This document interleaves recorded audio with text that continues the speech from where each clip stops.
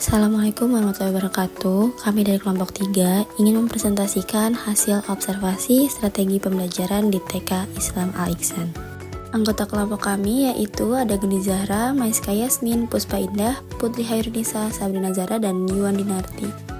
Pendahuluan. Laporan ini berisi hasil observasi kegiatan pembelajaran di TK Islam Al-Ihsan yang dilakukan pada hari Selasa 26 November 2024. Observasi ini bertujuan untuk menganalisis metode pembelajaran yang diterapkan di TK Islam Al-Ihsan dan mengamati aktivitas anak didik selama proses pembelajaran. Latar belakang. Observasi di TK oleh mahasiswa bertujuan untuk memahami bagaimana anak-anak belajar dan berkembang. Dalam kegiatan ini, mahasiswa melakukan pengamatan terhadap lingkungan sekolah dan interaksi anak selama beraktivitas. Observasi ini mencakup pencatatan perilaku anak dalam situasi sehari-hari, seperti saat bermain, belajar, atau berdoa. Melalui proses ini, mahasiswa dapat mengembangkan keterampilan pedagogis dan memahami kebutuhan pendidikan anak secara lebih mendalam. Hasil observasi juga menjadi dasar untuk merancang pembelajaran yang lebih efektif dan sesuai dengan karakteristik anak.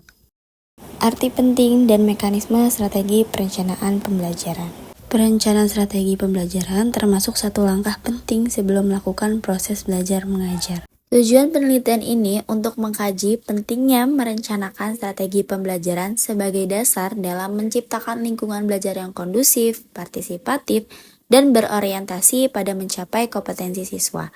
Dengan merancang strategi pembelajaran yang tepat, pendidik dapat memastikan bahwa proses pembelajaran berjalan efisien dan efektif. Hal ini membantu siswa untuk memahami materi dengan lebih baik dan mencapai hasil belajar yang optimal. Hal-hal yang perlu diperhatikan dalam merencanakan strategi pembelajaran. Yang pertama, kebutuhan dan minat siswa. Yang kedua, kemampuan dan kelemahan siswa. Yang ketiga, ketersediaan sumber daya. Yang keempat, keterkaitan dengan kurikulum nasional. Yang kelima, keterlibatan orang tua dan masyarakat. Yang keenam, kualitas dan relevansi materi. Yang ketujuh, kesesuaian metode pembelajaran. Yang kedelapan, observasi lingkungan sekitar sekolah. Lalu selanjutnya mekanisme penyusunan perangkat pembelajaran. Yang pertama yaitu identifikasi tujuan pembelajaran atau kompetensi dasar. Yang kedua, pengembangan kurikulum. Yang ketiga, pemilihan metode pembelajaran. Yang keempat, pengembangan rencana pembelajaran atau RPP. Yang kelima, pengembangan instrumen penilaian. Yang keenam, pengembangan bahan ajar atau LKS. Yang ketujuh, evaluasi dan revisi perangkat pembelajaran. Lalu selanjutnya ada foto rencana pelaksanaan pembelajaran harian RPPH. Dan selanjutnya ada foto rencana pelaksanaan pembelajaran mingguan RPPM. Perencanaan penyusunan perangkat pembelajaran, silabus RPP dan LKS. TK Islam Al-Ihsan menggunakan RPP sesuai dengan dinas, yaitu Permendiknas nomor 41 tahun 2007. Dikarenakan sekolah belum mendapat pembaruan mengenai kurikulum merdeka yang menyebabkan sekolah masih menggunakan kurikulum K13. TK Al-Ihsan menerapkan kurikulum K13 sesuai RPPH yang diterapkan kepada anak, tetapi dengan terbatasnya fasilitas yang menyebabkan kurang maksimalnya pembelajaran di kelas. Sekolah masih menggunakan kurikulum 13 karena sesuai dengan karakter anak yang memiliki rasa ingin tahu besar. Dengan kurikulum 13, anak bisa tahu sesuatu secara terperinci. Sekolah belum menggunakan kurikulum merdeka karena dari segi modal sedikit dan tidak semua anak bisa mengerti dan mengikuti saat membuat suatu karya. Pada akhirnya, guru yang membuat karyanya. Dalam wawancara guru TK Islam Al-Ihsan, guru mengatakan terkait LKS yang digunakan yaitu kurikulum merdeka, guru mengikuti aturan yang diberikan sekolah dikarenakan sekolah ingin mencoba menerapkan kurikulum merdeka sebelum mereka menggunakan pembelajaran kurikulum merdeka di sekolahnya. TK Islam Al-Ihsan tidak menggunakan silabus dalam pembelajaran karena silabus dalam pembelajaran kurang terperinci, sedangkan jika menggunakan RPPH, guru bisa menjabarkan apa saja pembelajaran yang akan disampaikan dari awal sampai akhir. Berikut adalah contoh lembar kerja siswa. Strategi pemilihan model dan jadwal kegiatan di TK Islam Al-Ihsan. TK Islam Al-Ihsan menggunakan model pembelajaran di kelas yang berbasis modeling dan demonstrasi karena efektif saat digunakan dalam pembelajaran di kelas yang memiliki jumlah murid yang banyak. Serta untuk pemilihan materi, guru menganalisis lingkungan sekitar sekolah TK Islam Al-Ihsan untuk menerapkan materi kepada murid. Dalam wawancara dengan guru, langkah penting strategi pembuatan perencanaan jadwal kegiatan yaitu dengan perencanaan yang melibatkan pertemuan antara kepala sekolah, guru, dan orang tua untuk mengenali karakteristik dan kompetensi anak. Perbandingan kurikulum yang digunakan di TK Islam Al-Ihsan. 1. Perbandingan RPP Permendiknas nomor 41 tahun 2007 dengan RPP sekolah.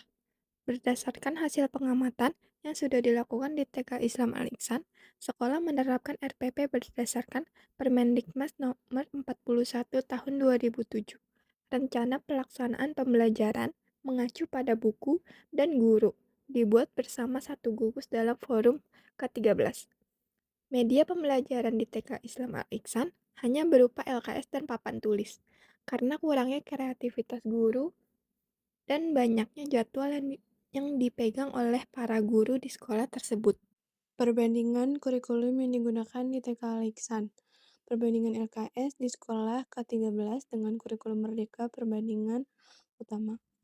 1. Fokus. K13 fokus pada kompetensi dasar, sedangkan kurikulum Merdeka fokus pada pengembangan kemampuan dan karakter. 2. Struktur. K13 lebih terstruktur, sedangkan kurikulum Merdeka lebih fleksibel. 3. Penilaian. K13 berbasis kompetensi, sedangkan kurikulum Merdeka berbasis kinerja. 4. Aktivitas. K13 berbasis aktivitas, sedangkan kurikulum Merdeka berbasis proyek dan pengalaman belajar. Perbandingan kurikulum yang digunakan di TK Al-Ihsan. Perangkat evaluasi. 1. Evaluasi harian guru berupa penilaian sikap atau melalui pengamatan, penilaian kognitif atau tes tertulis, dan penilaian psikomotorik. 2. Evaluasi bulanan guru, membuat pertemuan orang tua, murid membahas tentang hasil perkembangan anak selama pembelajaran di sekolah. 3. Guru menggunakan skala capaian perkembangan atau rating scale seperti BSH atau berkembang sesuai harapan, BB belum berkembang, MB mulai berkembang, BSB berkembang sangat baik. Kurikulum. 1. Upaya yang dilakukan sekolah dalam menghadapi kesulitan yang berkaitan dengan kurikulum dan strategi dalam merencanakan strategi pembelajaran. Dalam menghadapi perubahan kurikulum, guru selalu beradaptasi terhadap perubahan kurikulum sesuai zamannya dan memastikan bahwa mereka memiliki kecakapan, kreativitas, tanggung jawab, dan keahlian dalam menentukan metode dan media yang tepat untuk proses pembelajaran sesuai dengan kurikulum yang berlaku. Guru juga memahami konteks dan langkah-langkah yang ditetapkan dalam kurikulum baru, serta menyesuaikan kegiatan pembelajaran dengan kondisi masing-masing. Kelengkapan perangkat pembelajaran. 1. Rencana pembelajaran mingguan RPPM. Sekolah TK Islam Al-Ihsan menerapkan RPPM untuk meningkatkan efisiensi dan efektivitas pengajaran. 2. Kurikulum. Kurikulum yang dipakai oleh sekolah TK Al-Ihsan adalah K13. 3. Instrumen penelitian, tes, kuis, tugas, dan lain-lain. Tes dilakukan guru untuk meningkatkan penilaian siswa. 4. Jadwal pembelajaran. 5. Rencana evaluasi. 6. Lembar kerja siswa atau LKS. Konten isi perangkat pembelajaran di TK Islam Al-Ihsan. 1. RPPH yang terdapat di TK Islam Al-Ihsan menjelaskan mengenai hubungan keluarga kepada anak sehingga anak mengerti arti sebuah keluarga, peran yang terdapat di keluarga. Contoh misalnya, ayah, ibu, dan anak. Dalam LKS, anak dapat berpikir saat mendapati pertanyaan mengenai keluarga, yaitu gambar seorang ibu. 3. Media yang terdapat di TK Islam Al-Ihsan adalah sebuah gambar yang ditunjukkan kepada murid. Kesimpulan analisis konten atau isi perangkat pembelajaran. Konten pembelajaran di TK Islam Al-Ihsan cukup efektif dalam membangun kompetensi dasar anak, tetapi masih perlu dikembangkan lebih lanjut untuk meningkatkan kreativitas dan fleksibilitas pembelajaran. Pendekatan inovatif dan peningkatan fasilitas menjadi langkah strategis yang perlu dilakukan untuk menghadirkan pengalaman belajar yang optimal bagi siswa. Hambatan yang dialami di sekolah. Fasilitas yang kurang memadai menghambat guru dalam melakukan aktivitas dalam membuat strategi perencanaan pembelajaran di sekolah kurang sempurna. Kurikulum masih menggunakan K13 dan belum ganti menjadi kurikulum Merdeka Belajar. Metode yang diajarkan kepada anak juga masih berupa metode lama. Sekolah tidak menggunakan silabus dalam pembelajaran karena silabus lebih rumit dalam penggunaannya. Upaya yang dilakukan di sekolah. Yang pertama, sekolah menerapkan kurikulum berbasis permainan dan aktivitas agar siswa lebih memperhatikan dan senang dalam pelajaran yang diberikan pada hari itu. Guru melakukan pembelajaran interaktif dan menyenangkan. Yang kedua, guru melakukan pembelajaran interaktif dan menyenangkan. Yang ketiga, fasilitas pembelajaran yang lebih memadai agar siswa lebih paham dalam melakukan pembelajaran secara langsung pada materi yang diberikan hari itu.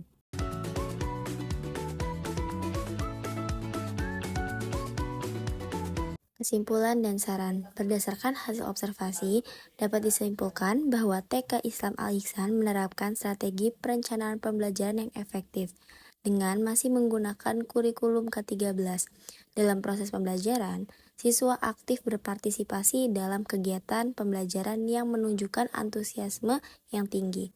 Saran untuk TK Islam Al-Ihsan adalah untuk terus mengembangkan metode pembelajaran yang kreatif dan inovatif agar siswa lebih termotivasi dan meningkatkan kemampuan mereka. Dengan demikian, metode pembelajaran yang digunakan menganut teori Albert Bandura.